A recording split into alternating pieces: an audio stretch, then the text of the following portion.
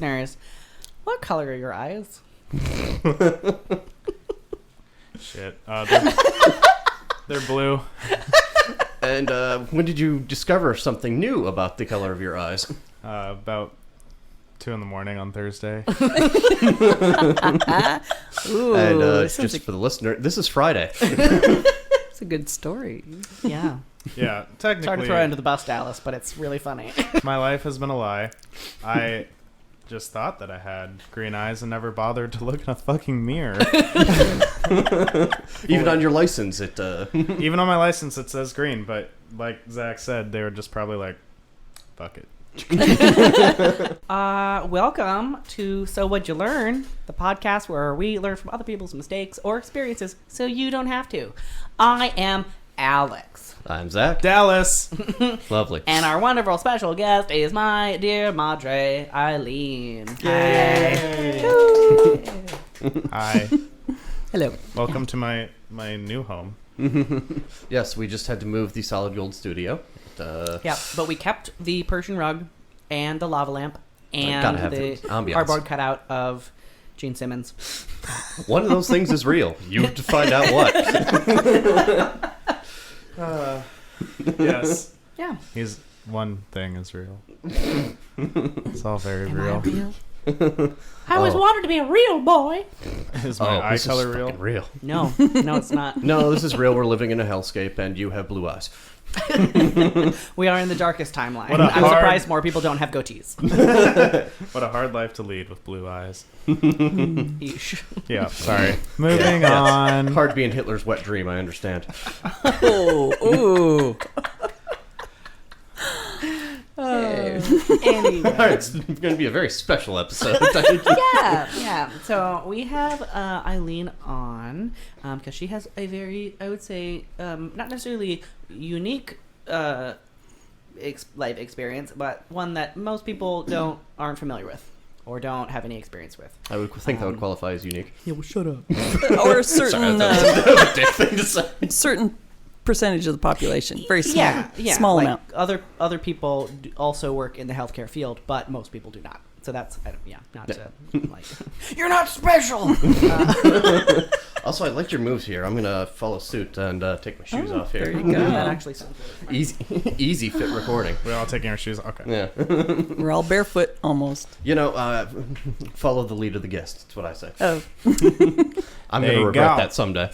We're going to get a horrible guest. I mean, the clown wig is maybe a little bit much, and I, don't have one to sport in solidarity, but... Haven't explained I already happened to my hair. So, tell us about what I you learn? have been doing for the last 35 years. Oh, well, where do I start for that? But I'm going to just jump into a few stories. Please do. The first one was it was a while ago. I'll just say that. It was before Alex across here. It was before Alex was born. Tell the audience what it is that you do. Or did. I Because you Have done. have been doing. Okay, what have I done? Just in the healthcare field? Yeah. Okay. I have worked as a unit coordinator for a neonatal intensive care unit. I have worked in the lab as a quality assurance person and mixing reagents and setting up equipment so that they can function right in the units. I have worked as a admitting clerk at an emergency department. And then what I went to school to do and did for 32 years of my life was being a respiratory therapist at a hospital. Then I worked as a trainer for teaching people how to use the computer system. So I went really extreme on one direction to the other. That was the last part of my You have a career. very varied career Yes. in the health field. Yes. Yeah. So kind of seen most of it. So this happened before I actually graduated from college. I was still in college or putting myself through college at the time. I was working in an emergency department. And before that, my parents, well, I should back up on that because healthcare was important. I was also an EMT in wow. my high school years, and I actually was the youngest EMT in the state of Washington when I was 16. I was gonna say you were an Wow. EMT in high school. Yeah, Yeah, and I I didn't know I'm not that going they- to tell you what year that was because then it would tell you how old I am. So I'm just going to leave it at that. She's 43. Thank you, honey. You're welcome, Mom. I could see why you're the good son. My only son that I know of. I think you would know as a woman. That's the joke. So in high school, Yeah, oh yes. It's like they don't do that anymore. No, they don't. No. They don't have- allow high school aged children to be EMTs because trauma. Yeah. Also, a teenager working on trauma. Yeah. so in high school, EMT. So there's a background to that too. Why I was an EMT at 16 is that my parents both were in the fire department in some capacity or another. So I had and it was a little nepotism going on back then. There you go. And it was Sure. before the EMT program was even designed in the community colleges. So it was like, who's available? Hey, we need them. Boom. And then got trained. And I Fresh was, meat yeah. for the grinder. Yeah. Fuck So- babysitting. Let's, Yes. So I ended up going, we had to do some emergency room time and like be in the emergency room when patients came hands-on in. experience. And yeah, get our hands on stuff. But there was also, I had an in is when the Medic One program first started. Okay, now I'm starting to give my age. It was when the Medic One, if anybody cares, you can look it up. Nobody, I don't think anyone in this room knows what that is. Right. The Medic One program started in South King County through a doctor named Dr. Kopus, who worked at Harborview Hospital and designed the program. And he still is the founder. He's now retired. But the program has been expanded throughout. Yeah. So there's more history to that. So I was there when it was first starting. And so I got to ride Medic One a few times. And that is a Medic One is the emergency ambulance that comes. So let me back up. So if you call 911, if you have a health issue, they will assess through the 911 operator. They make the decision. Is this a life-threatening thing, or is this something we could? triage it. Yeah, they triage it, and then they can decide: do you need to go now, or can you get an ambulance and then take 15, 20 minutes to get there and still be fine? Yeah, the leisure So- cruise ambulance. Pardon? The leisure cruise ambulance. Yes, very. The Yeah. scenic. Do you want express or the scenic route? Yeah. Sparkling or non-sparkling Or the water. bumpy route. We just go around the McDonald's drive-through. 8 Mile high. Because I got to get my fries and my Go around those speed bumps. my McNuggets. I don't know how long this is going to be. Okay. So there's a They say third. their ice cream machine is broken, but I'll wait. I'll come through again. Yep.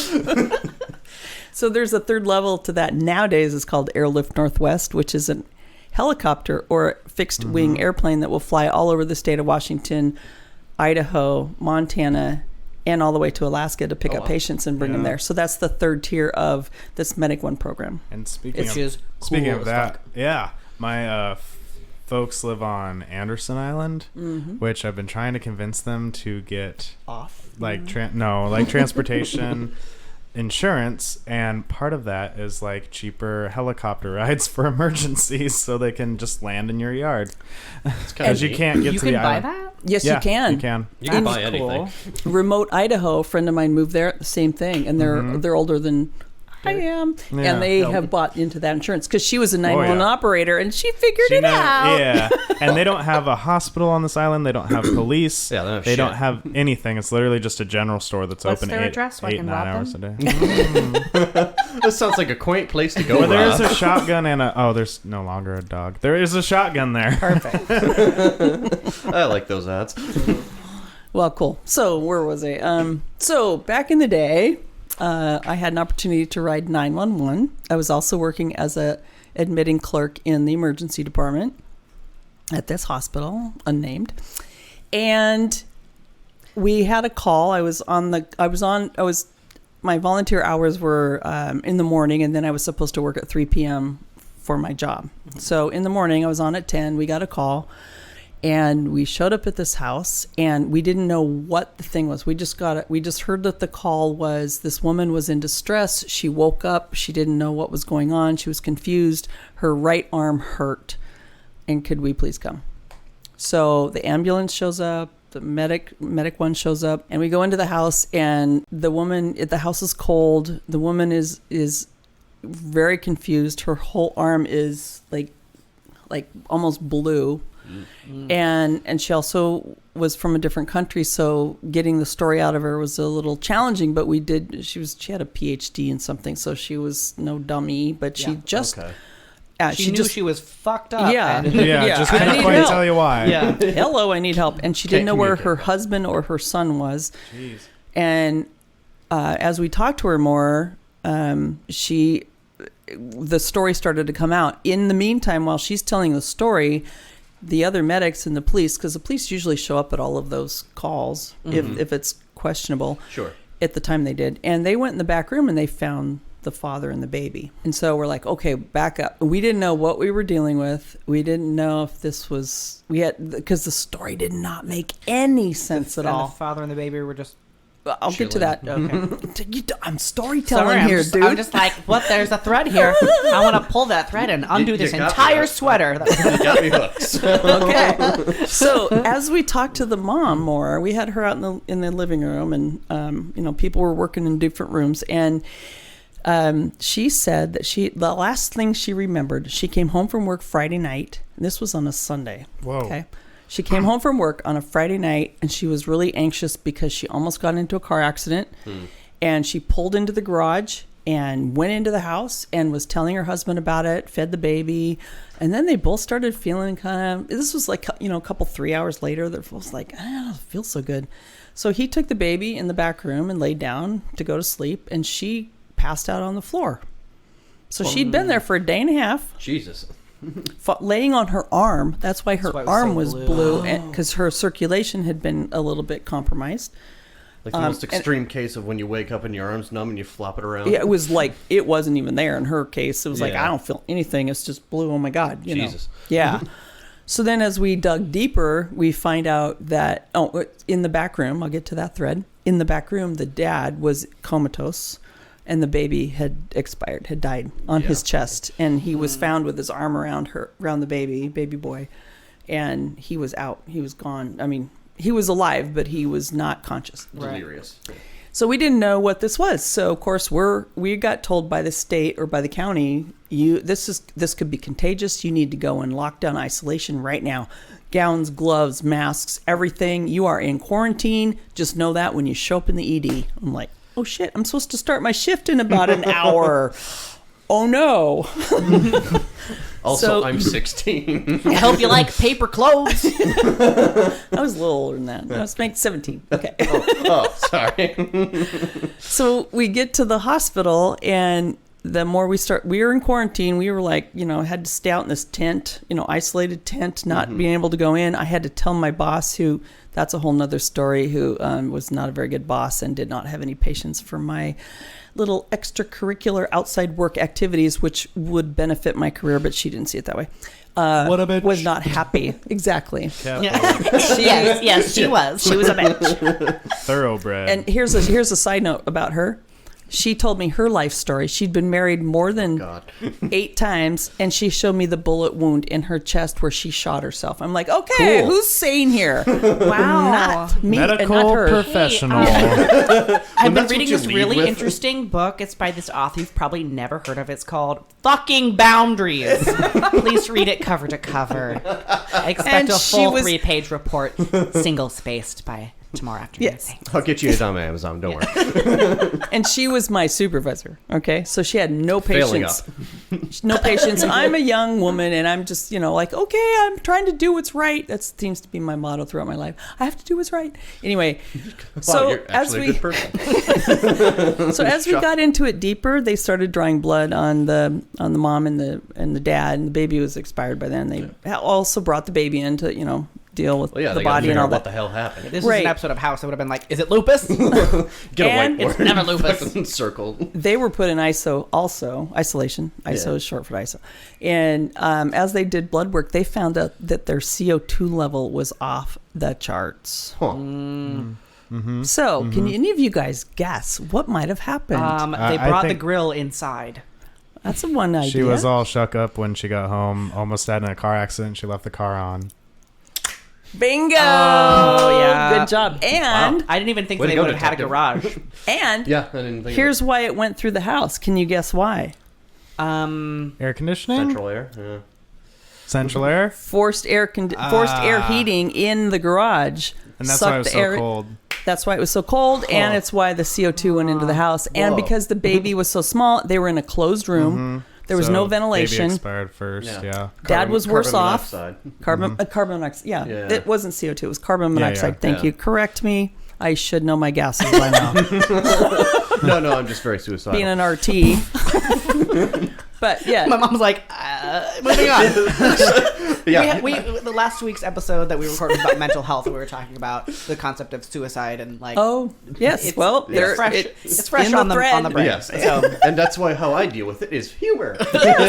Well, I've known a few people have done that. So anyway, but it was not intentional in this case. And Yes. because the door was closed, Dad and Baby were worse off. Baby was Right. smaller, couldn't handle it. Dad was in a coma. Mom had the whole house ventilated, so she was not in a coma, or that whole entire family would have And- perished if she had not woke up. Right. Well, so did the car eventually turn off? It And ran then out of gas. They got Yeah. more oxygen, and that's when she started to wake up. Yep. Nice. Wow, that's fucking wild. So what did I learn? Or am I supposed to ask that of myself? no, yeah. What'd you learn? So What did I learn? Yeah. Don't leave your car on in the garage and close the goddamn fucking door. God, she essentially accidentally killed her Baby. yeah, Yeah. basically. And the husband my survive? heart just breaks that's what she has to live with, not knowing. She Right. had no idea. She Yeah, forgot. I mean, it's She not was like in It was an like accident. a flustered, from this car accident, and just ran inside because Yeah. she's like, "I'm done with this car." Yeah, fuck it. Now all Yeah. freaked out and go grab a bottle of wine. And there was none in the house, but it was like going out, I want to see my husband and talk about this, and I want to see my Get it baby. off my And chest. Right. yeah. I think that's also a good lesson to kind of take every moment you can when something like that does happen, is to acknowledge that you did not get in an accident and collect your thoughts. Breathe. Take Breathe. 10 seconds to breathe. Take 10 seconds to breathe. Pull You know. over. Pull over if you need to, so that you don't accidentally murder your baby. Yeah. So this was Maybe murder is a strong word. Kill your baby accidentally. accidentally. So this expire.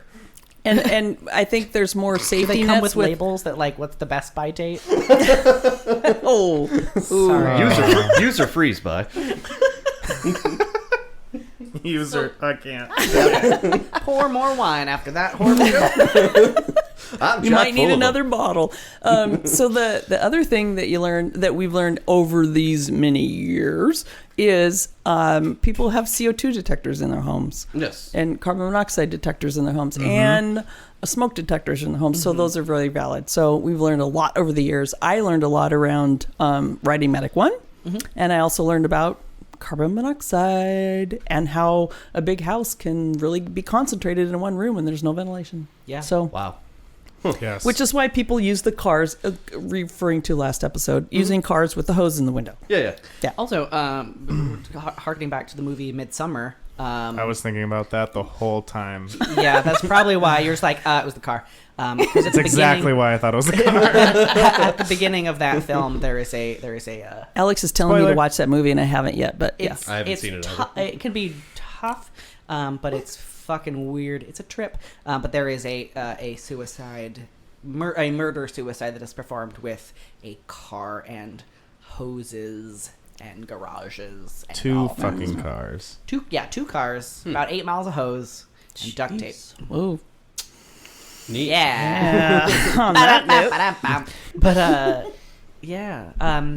there is a story that my mom told at one time. I don't know if you were planning on telling the story or if you want me to tell. well, I it. have that and another one. Okay, do you want to tell? Yeah, we can tell that one. Or do you want me to tell it, or do you want both to? We can bounce off each other. Yes, That please. might be Okay. fun.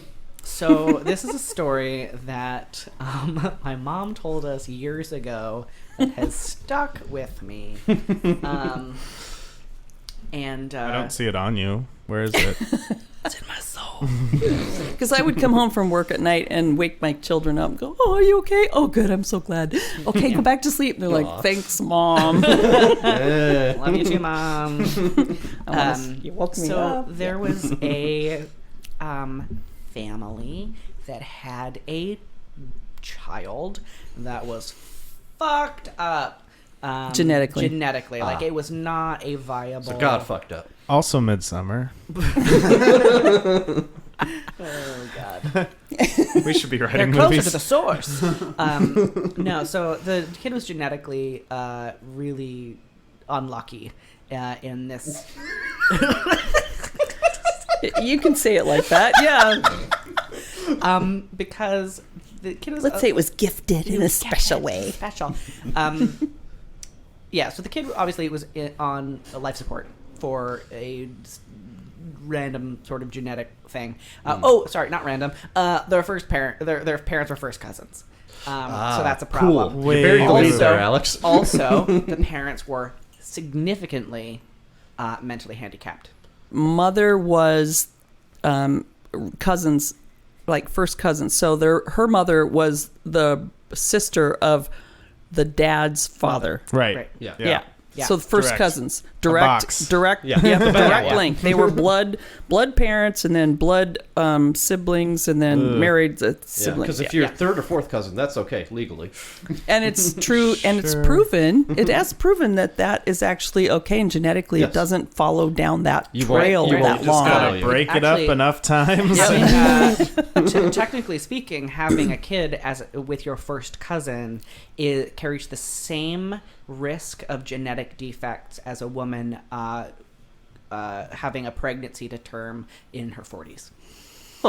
Really? Mm-hmm. Well, my son always researches things, so I will believe you, but I'm like, whoa, okay. It's also a reason why doctors are usually like, hey, High you're risk. in your 40s. Yep, you're high it's risk. a high risk pregnancy because there we the risk for genetic issues just Skyrockets. exactly. Yeah. Wow. But so.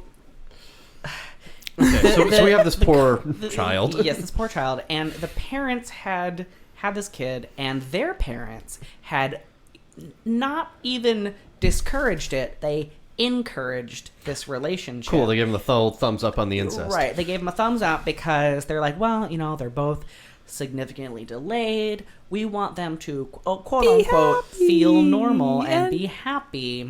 So they had this baby that could not survive. It makes me very uncomfortable, but I get it.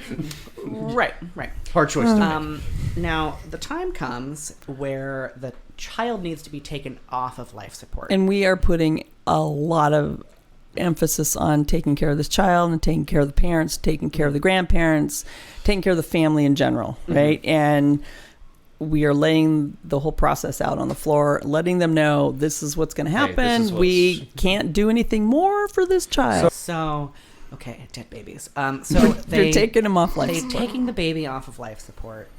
And I'm the one in the room. And she's the one in the room. And the kind of standard operating procedure is to hand the baby to the mother or the parent and kind of let A last nature goodbye. take its Kind of like they did course. with my cat. Take Yes.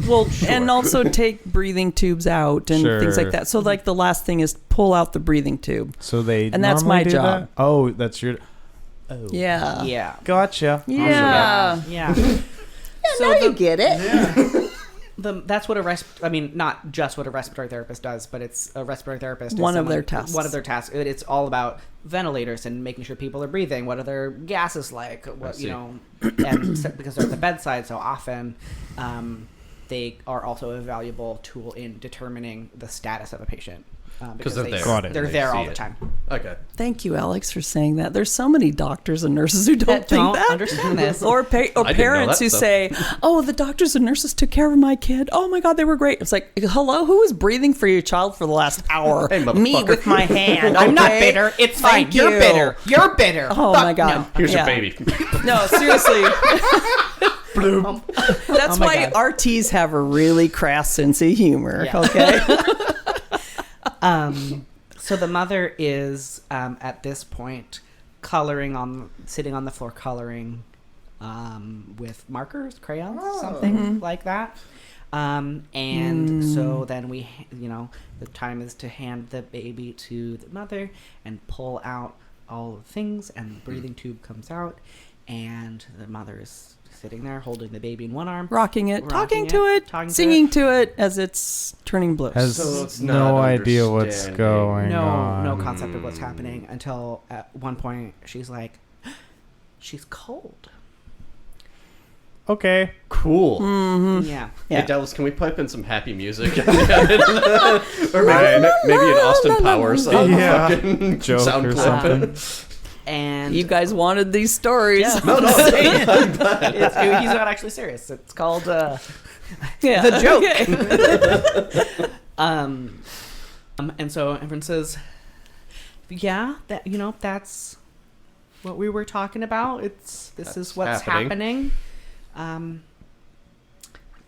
Would you like us to take her now? And she says, okay, and hands the baby to a nurse. And then goes right back to coloring. Oh. Well, Dora's got to get her shirt colored. This is before Dora the Explorer. I think. That bus isn't going to paint itself purple. No, it is What not. color should backpack be this time? Yeah, that's very sad. And so We all start leaving the room slowly, letting the Right. parents deal with their children. and I think you as you Was told the walking story, out. you said that it was really a rough It was experience. It was hard to see her not getting it, and the dad was not quite there either. Kind of a little bit more than the mom, and the parents were trying to support their kids. But yeah, But there's it was multiple kids? No, the parents of both of the Oh, there was yeah. a husband and wife. grandparents Yeah. of the- So it was grandparents of Grandparents, both of the parents trying to support them and help them through this process in the way that they only can do because they were their children and That they is understood. Oh, right. Yeah, well, they were their kids. They knew how to kind of process with this, True, but yeah. this was heavy, and so we started leaving the room, letting the family be with each other. The grandparents in this situation, are they fine They were mentally? Yeah. Yeah, they Yeah. had a different viewpoint about life Sure. and about making their children happy and whatever. Sure. Okay. And and what did your coworker say to you? So the nurse was dealing with the baby, and the attending who was in the room who has to declare death when the time comes. We walk out and he goes, "So, this is what happens when your family tree is a wreath."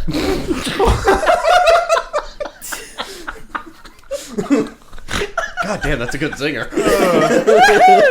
Gotcha. I thought it was gonna be like bush or Your family Edge. tree's a straight it's pole. just It's a circle. it is a circle. A Yes. circle of Death. not life. incest. Oh, God. Oh God, yeah, That's it was. rough. Yeah. Neat. No, I got 32 years of those stories. You want to hear another one? They just Yes. pile and pile and pile. So yes, please. Please tell us more. Continue. Yes. And I thought this was going to be dark and dreary. I mean, the content is dark and dreary, but we find nothing sacred. So And these just come to me, and I don't have a filter. Then they just come out. Okay, so fast forward from the time before I was working at this certain hospital and the time that the story was just told. Fast forward to, I don't know, I lose track of time. Let's say, I don't know, 10 years ago. Okay. I was working in the ICU. We had a patient who had been there for quite a long time, for almost a year, who had a genetic disorder he was born with it's called Zellweger syndrome, if anybody wants to look that up. And it is genetically non-viable, meaning that the genetics do not work well. The kid cannot breathe. The kid cannot clear his airway. There was other physical things going on with him, mental, like checked out, like in a coma, like there's no like not a lot of brain activity severely delayed kind of thing. The same thing that happens to me when I watch a Renee Zellweger movie. Oh, there you go. Only it's not spelled the same. But yes, it could be close if you want to change the Zach. That was good. So, Christ. oh my God, you guys are making this more funny than it really, really is. should be. It's not a funny story. So the parents had come from another country. Parents were very highly educated. They had already had a child who died with the syndrome, then had another child that was normal in the terms of normal. The kid was was healthy and survived. Yeah, And it survived turns and out that healthy. their favorite actor is Nicolas Cage. So how normal can they actually be?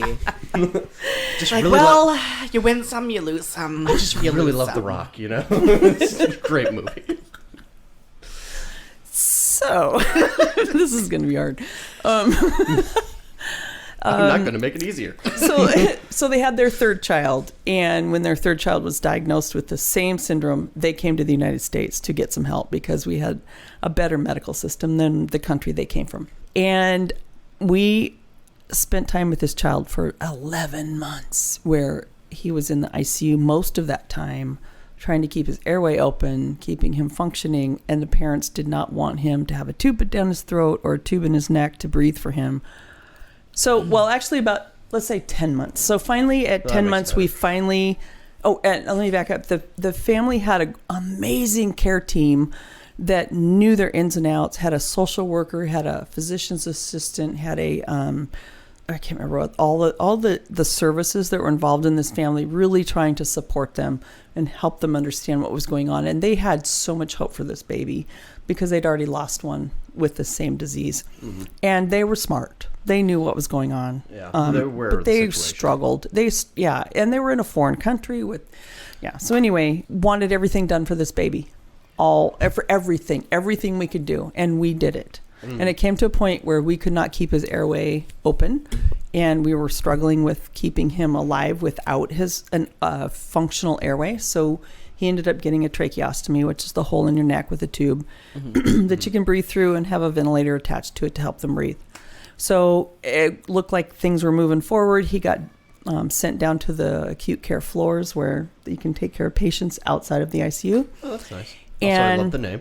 Yeah, it was really good. So he was doing fine down there. And then like 3 days before this certain incident, he ended up back upstairs because he got septic. And he had a full body infection from some sort of bacteria or virus. We weren't sure what. Oh, wow. But he was really, really sick. So the day is I walk into the ICU. It's my unit. He's in the ICU. And doing my thing. And this is in the afternoon. I worked a 12-hour shift. So let's say this is like 1 p.m. 2 of my coworkers went in to do trach care, which is where they clean around that tube in the neck to make sure there's no infection.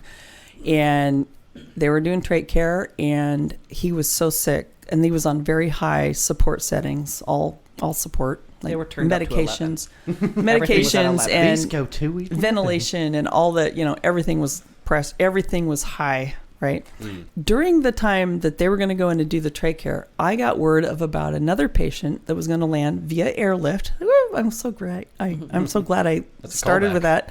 Yeah. Landing with airlift from a baby, tying it all together. A baby that was coming from Eastern Washington that needed ECMO. And what ECMO is an extracorporeal membrane oxygenation. And it actually is like a heart-lung machine that they use in the OR when they do cardiac surgeries or heart surgeries. It circulates the blood, oxygenates the blood, cleans the blood out, puts it back in the body. Neat. Well, they can do that at the bedside. It's an external, dialysis almost. But it's a blood dialysis. You don't need to breathe. Well, it's kind of like a Brita filter, but for your blood. It is in the lower terms of things, yes. So if only there's tubes coming out of that Brita filter. Yeah. So if it's pulling all the blood out, cleaning it, oxygenating it. Yep. So regulating the CO2, the oxygen, and all the other components. Yeah. So to clarify, if you're on ECMO, you're not breathing with your lungs. They used to do it that way, but then they found that if the lungs were collapsed for too long, then it was really hard to re-expand the lungs because lungs are like sponges. If they are not expanded and moist, they collapse and get hard, just like a dead sponge in your sink. Wow. Okay. Interesting. So you have to keep some volume in there, some air volume. And your lungs are really important in the circulation of your whole body because your lungs help take out all the dirty stuff out of your lungs. Your kidneys also work too, but it takes out the CO2 and it puts oxygen into your blood. Mm-hmm. That's where all that happens is in your lungs and heart, right? And that's why you exhale CO2s. You breathe in CO2, nitrogen, oxygen. Your body takes the oxygen and then sends it to your cells. Sends it to your cells, and then releases the CO2 and the nitrogen. Correct. And your You are now kidneys breathing manually. and your kidneys take care of all of your other stuff that's in your blood that is not useful that your cells give off. It's like The urea, the exchange, and the waste products. all the waste. Thank you, waste products. Your kidneys will take care of all the other stuff. So your kidneys and your lungs work together. I do to myself. So don't also forget the liver that cleans the blood further. yes, the liver works too, but in the sense of respiratory systems, I'm thinking of the lungs as far as those work. So your lungs have to breathe. They usually will have a tube in their lungs through their mouth to expand the lungs, and then they'll just let them rest, what we call letting their lungs rest. They will just do a very soft ventilation while the ECMO machine is doing all the other work. I see. Yeah, Okay. so they can use it for lung issues or cardiac issues, for heart issues, right? So So you got a kid coming in on the airlift. yes, with who on this needs machine. something because this kid was born into a family in Idaho who did not believe in vaccinations. Cool. Great. And there's two sides to that story, and I will give you my side because of my experience. Which is the And I correct respect other side, people's I will also side. say. But then again, I respect their side, but there's consequences to their belief. And this is one. Yes, Yeah. like a Jehovah's Witness, like how Prince died. Not wanting Yeah. blood. Yeah, exactly. That's how Prince died. Is he was a Jehovah's Witness and didn't want to go Yeah, and well- have Is that surgery. real? Yes, that's Oh, why shit. he died. Well, he It was died also of a massive- drug overdose. It was also a massive drug overdose. I was like, that sounds Yeah. more like it. That's more on the money, but But the two are connected. right. Yeah, they are connected. Yeah. So, they didn't have immunizations. This kid was a 3-month-old. Their siblings and the parents all had pertussis, which is in layman's terms is called whooping cough. Yes. And it can make you cough so hard that you can't breathe. And it can kill babies and kill small children. I've seen it, right? So this kid's coming in. We need to put him on ECMO because we are the only ECMO site. I'm really giving myself away. But anyway, only ECMO site in this part of town. And so this baby's coming in. Baby gets here. We're setting stuff up. Meanwhile, my friend, the little friend I told you about earlier, codes, which means that his heart stops working. Yes. And he's got everything going on, but the heart just is not going to work. So we're doing CPR. And we spent an hour in that room rotating, doing CPR, taking a break, looking at the tracing, getting a chest x-ray, looking at an echo to make sure the tube is in the right place. You're That literally doing everything you possibly can. everything, checking the meds, checking everything. We had that room was packed with people. The parents were at the bedside during this is happening. So I'm in the CPR loop because my two friends are taking care of the airway. So I'm in the CPR, and there's 3 of us taking places every 2 minutes. We would switch out and have another CPR person because the state mandate is that, or maybe it be nationwide, not sure, is that every 2 minutes you look at the rhythm, you look at the meds, you see what you've given, you do an evaluation, and then you start back in CPR. Okay. So you're like, that's just the way it's run. So every 2 minutes I'm doing CPR. CPR is not easy. No. You start sweating pretty damn fast. So to How old determine is the this little order, dude? did you like He's take 11 months old. a 11. number from like this little ticket number? Like you're at the goddamn deli. Okay, No. I'm number 78. I got some minutes. It was like the ice cream line, like rotating, like, oh, you're up, oh, you're up, oh, you're up, oh, you're up. Yeah. Fuck, they're out of mix-ins. Yeah. And so, so we're the doing sour gummy worms, not the regular ones. I guess. 2. So this is all going on. And at this point, finally, after an hour, and the medical staff who knew the family so well was so amazing, kept talking to the parents, explaining what was happening because we were busy. We had Well, they've 3 been there for 10 months, so Oh, they yeah. probably knew each other pretty goddamn well. Yes, they did, and it was awesome. And we had 3 attendings in the room, ICU attendings, who knew what we were doing. So they were bouncing stuff off each other. We were doing everything we had in our pockets. Yeah.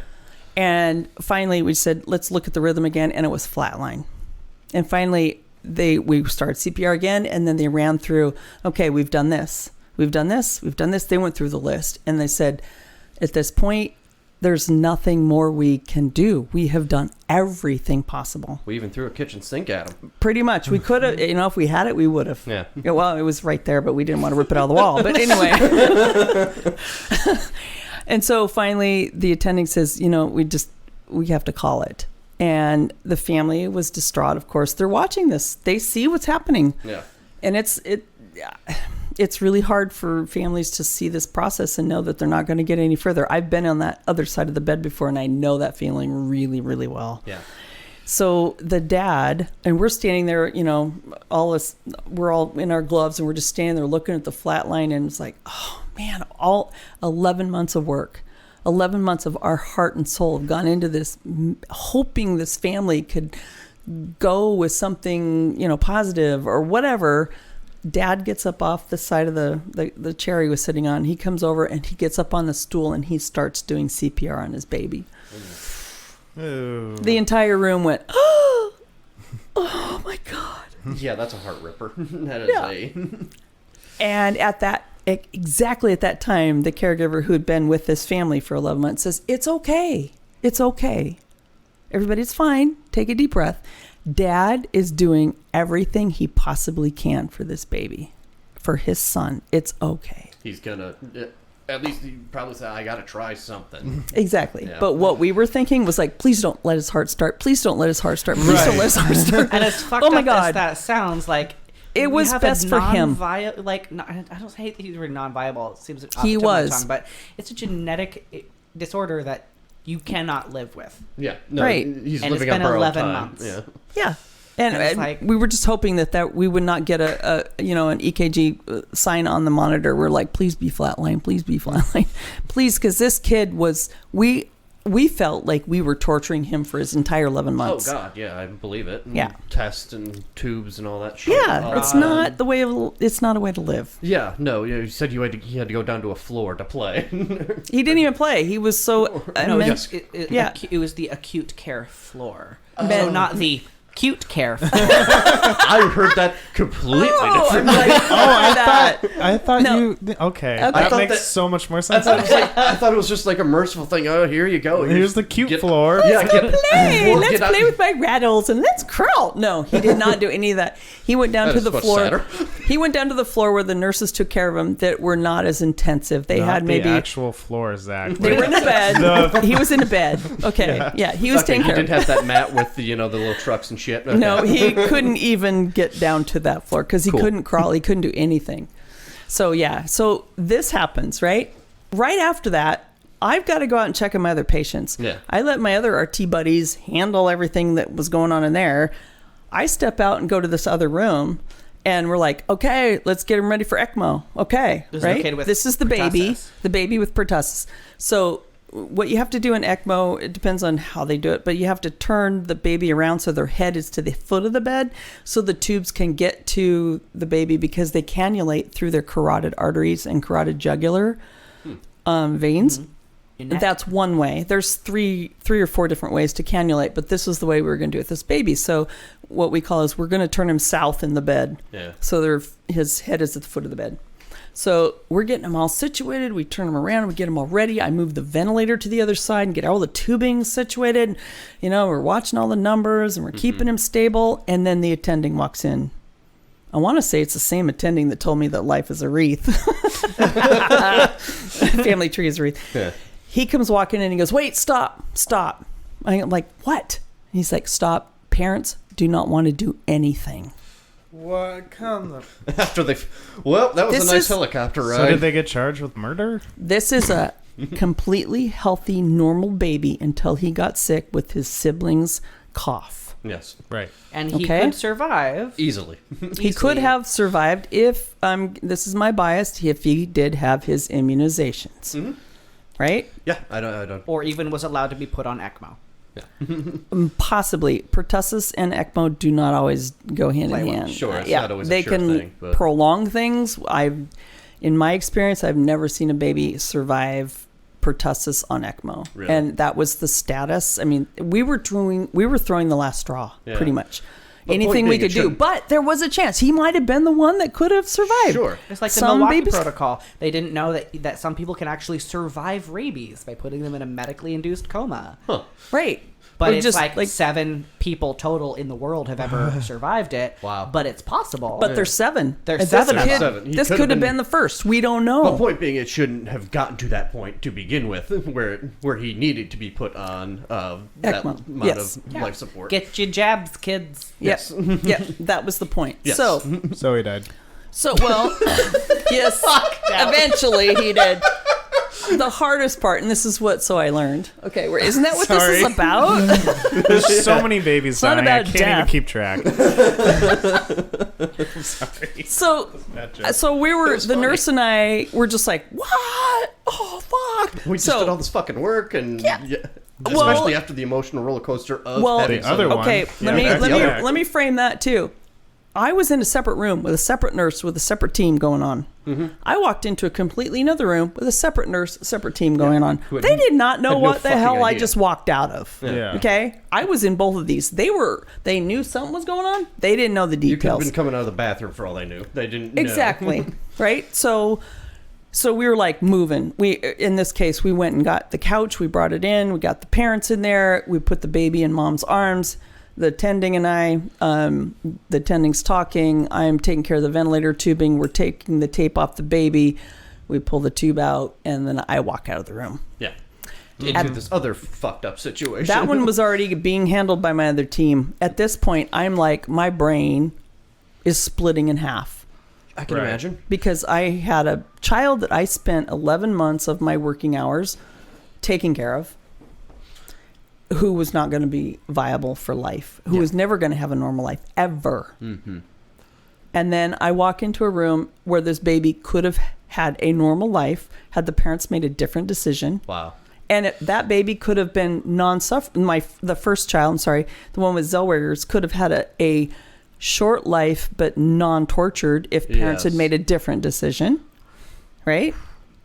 Yeah. Okay, so you see where I'm going? Yes, I'm Yeah, picking up so what my you're brain putting is down. going, this baby could have lived.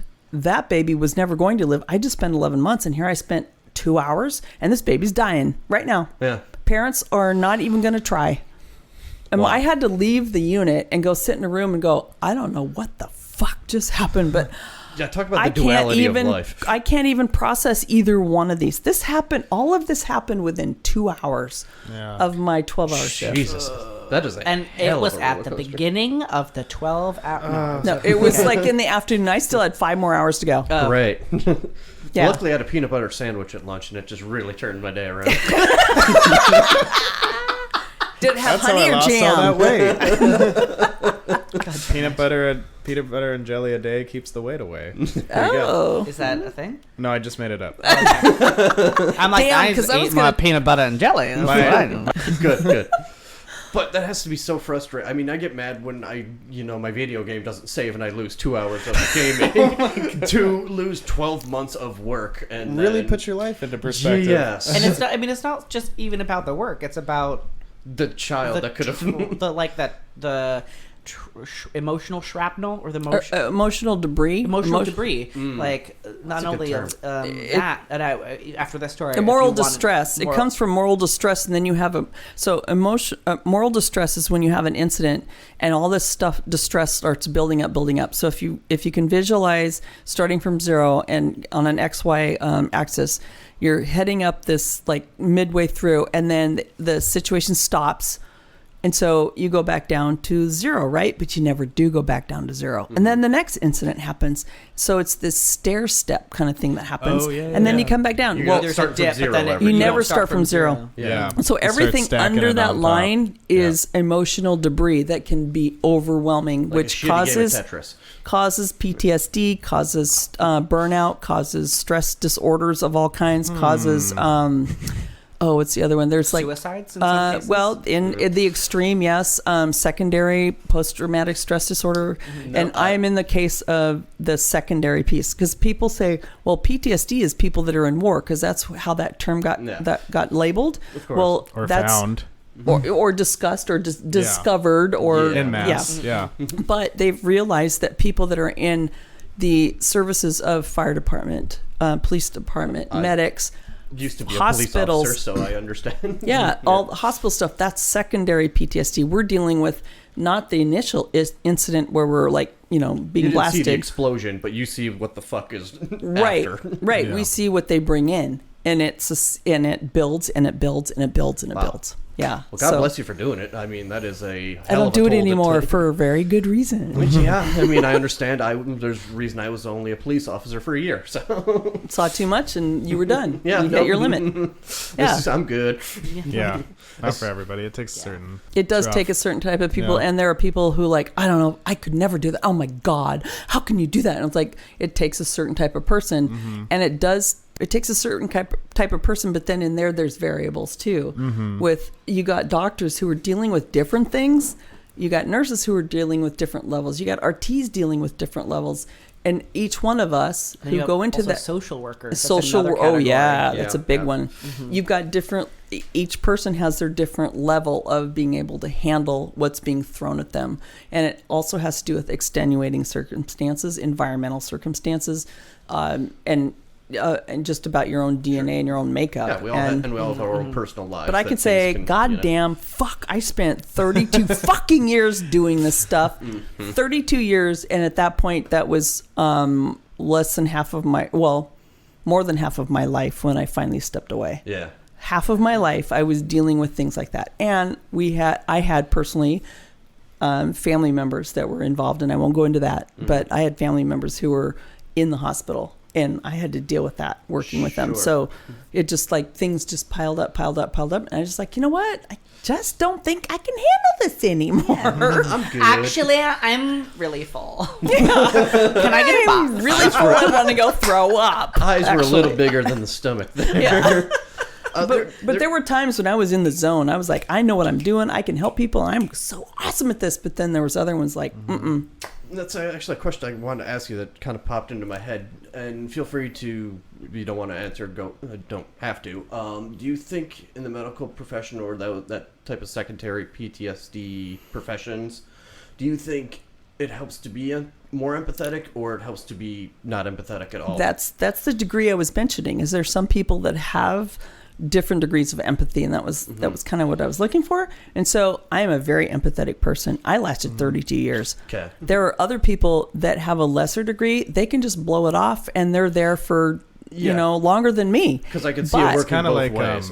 Okay, we recognize that there's this issue in the healthcare field not really ever being able to deal with the bullshit that you get exposed to in that field. But it's just the way we do things. There hasn't, until I guess very recently, been a push to address the fact that people who work in these industries are gonna be kind of fucked up, and we should probably also take care of them so that they can better take care of the people that depend on them. To Exactly. live. Well, I mean, that's how they That's fixed exactly. the post office. Remember the post office in the Going 70s? postal, Exactly. yeah. It was a big thing, and how they fixed that, they had to. Now they don't have them do anything. You walk in, you're like, "Can I mail this?" Like, I don't know. Ask our friend Dan about that one. Well, obsolescence was also in the plan, but no, they started putting in every post office a dedicated, not social worker, but a counselor, somebody to go talk to or to go up to people that they saw warning signs and talk to these fucking people. Hey, Steve, I've been noticing you've been torturing a lot of cats lately. You called yourself the angel of death in the bathroom. I didn't know what that was about. When you were in the torturing my stall cat by right yourself. What were you talking about? John, you've been rubbing your shit on the walls for 6 weeks, and I want you to know that we all know it's you, and 2, do you need to talk to anybody about it? Well, we gave you your own bathroom, but you still made a mess of that. We told you had to clean it, but So, how do you think? Do you think you're more positively or negatively affected from all of your experience in the medical field? I think what I learned was a huge gift to my life around.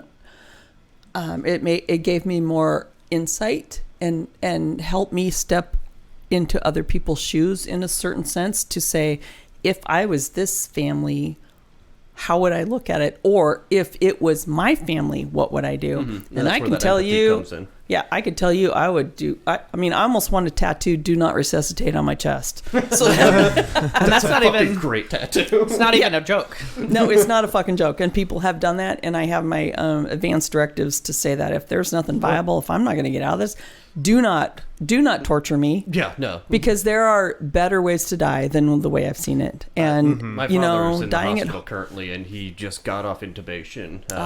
so you know what I'm talking about. So that's good. Yeah, it's very good. That is really good. very happy Really about good. that. Yes. So God bless you and everything you have done and for Thank you. people, and that's really admirable and takes a very strong person. So thank you for doing it. Thank you very much, because not everybody can. And No, it's a necessary part of our world that we need to have, and we need more people like you. So. And just side note, there are good stories I could tell too. Those were just the couple of ones that really stick with me. Like I said, I have 32 years of them, and those are the ones that are just like sat there. I could dig deep and find some more, but I don't want to get too deep. Well, we can always have you on again, because this has been a blast. And I want to say what I've learned.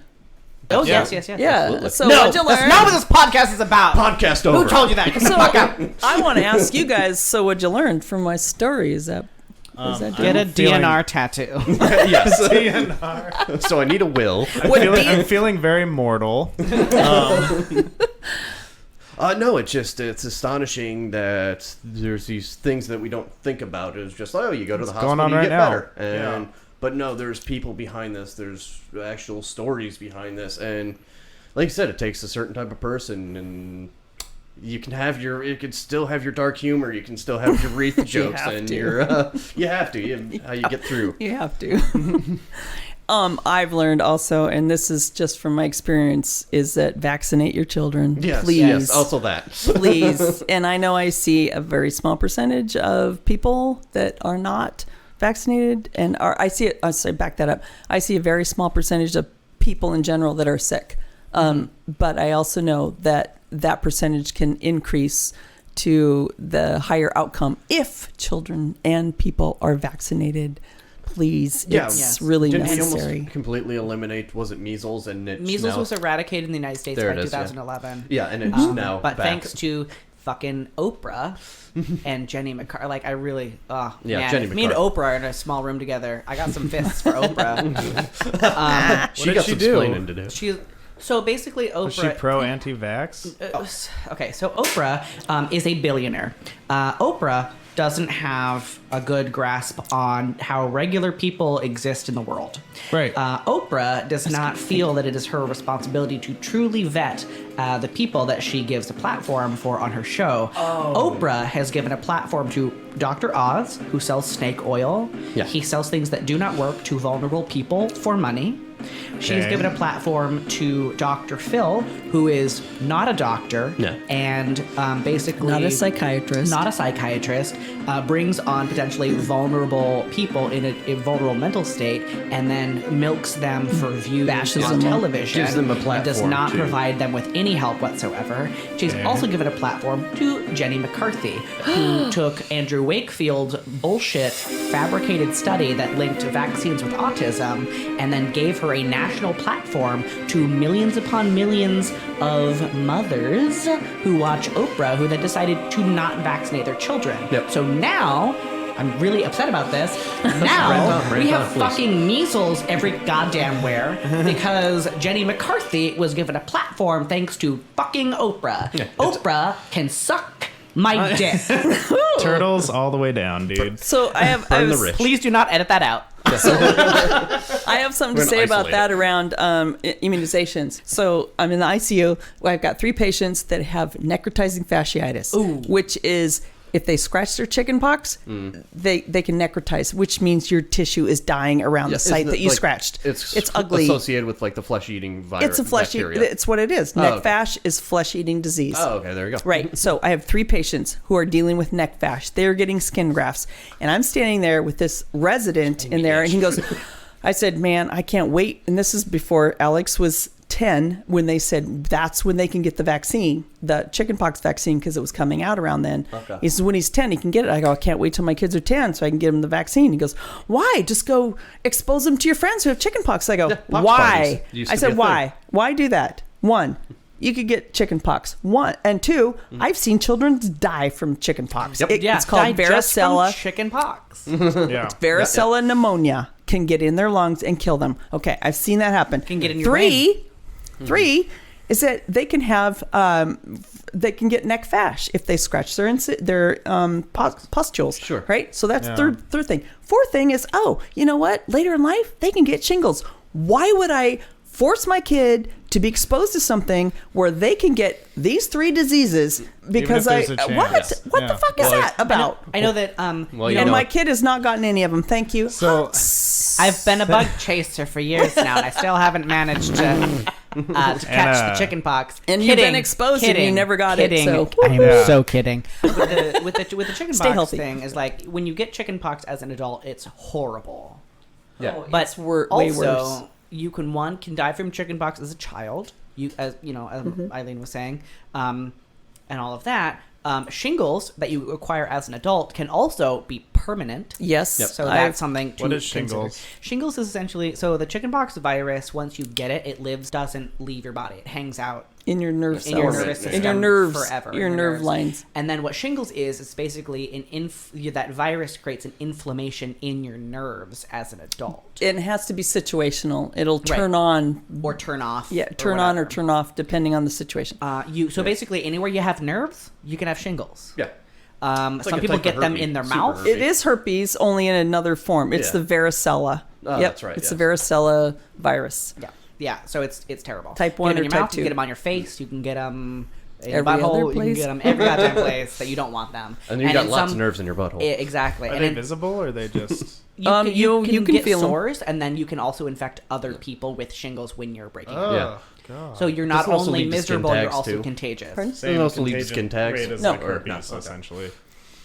The sore has Yes, to be except there and open. herpes is essentially harmless. Chickenpox is I fucking understand horrible. that, but I'm just saying. But it's Yeah, it's yeah. the same virus, only there's a type 1 and type 2. So type 1 is like the herpes, simplex HSV1 is around on your mouth. HSV2 whatever. is on your junk. And then the that's herpes. The chickenpox, the varicella virus, works in your nerve system, Yeah. and that can show up in any nerve system. Like I had it on the back of my leg, right behind my knee. A friend of mine had it in his eye, and he almost lost his optic nerve, but his whole entire head was involved, and he ended up with this. Jeez, It's painful as fuck. I bet. Yeah. So why would I expose my child that could end up with 3 different things? Right. Yeah. Yeah. So also the vaccinate your children. vaccinate them in the asses. Yes, baby. Okay, so just touching, even before the chickenpox vaccine was invented, exposing your kids to chickenpox as a method of making sure they didn't get it as an adult, even before the advent of like really modern medicine, was still bad public health practice. Oh, hell yeah. Because you didn't And- know what those kids actually had. Right. They Right. could have exposed them to all kinds of other things. Yeah, it's never bad to have a anything pox anything party. Yeah, Yeah. yeah. No, it's bad. He was exposed accidentally one time, and By he my never. uncle. Kidding, didn't happen. No, there was like 2 people I know of that they had it, and then they told me later. I'm like, oh shit! And you guys never. You might have gotten a titer. You might have been exposed enough to get a titer Little in your booster. system. What is the titer? Titer is the level in a bloodstream where they can tell if you've had the virus exposure, Gotcha, but not enough to actually contract it. or you had such a low exposure that you got the titer, but you never broke out. And next time you go to the doctor, you might say, "Can I just, know what my titer is?" Just if you're curious. Break out. Yeah, that's a way to find out if you have had it or if you're immune to it. Good to know. Yeah, right, cool. Anyway, Well, all right, this is the longest episode we've, I think, ever recorded. Yeah. Yeah. And It's fun. yeah, it's been an hour 20. Hour and a half. Yeah. Yeah. 16. But good. We learned a lot. I learned so many things. I feel mortal. I am deathly afraid of I regret all none. kinds of things now. I regret none of my Or jokes. having children, getting chicken pox when I'm 25, my lungs not working, just waking that, up and being almost dead from some sort of poisoning horrible that was thing. not my fault. That was just not my fucking intention. keeps go- I'm just kidding. Got to beat that tattoo parlor to get I'm the just do not dehydrated. resuscitate tattoo. It's Thanks for clarifying what DNR stood for. Thank Oh you. I my was gonna gosh, say you could that. totally go get a DNR tattoo on your chest. Just say it's your someone's initials, and they would just They would know what it means. They would know what it means. You could yeah. even get it and just say, "I just want do not resuscitate on my Yeah, chest," I've and they'd be seen- like, "Okay." That's kind I've of the seen most horrible badass things thing I've ever. Yeah. Except your lover would go, "What the fuck? I want you around forever because I love you so a man much." named Danny. All right, I think that'll do it for us. Yeah, So yeah. what'd you learn? So, Okay. yeah, well, where can we have an email? Email. Email. You can send us your stories at wdylearn@gmail.com, and you can follow us on Twitter and Instagram at wdylearn podcast. Yeah. Thanks, And folks. Send us your stories Yeah. and things you've learned, and we can read them on air. Yeah. Do you have anything you want to plug or mention or make people aware of other than what you've already said? No, I just listen to the podcast. Well, they won't know you said that until they already are. We can Pass it edit on that. to your friends. Yeah, tell your friends, tell everybody, and you can follow me on Twitter at Zach Kowalski. And yeah. I And think if you that's don't about it. vaccinate your kids, you can just throw yourself out a goddamn window. Yeah. Oh, and turn this off too. Thanks. Bye. Bye, everybody. We love you. Okay. Yeah. Awesome. All right. That was fun.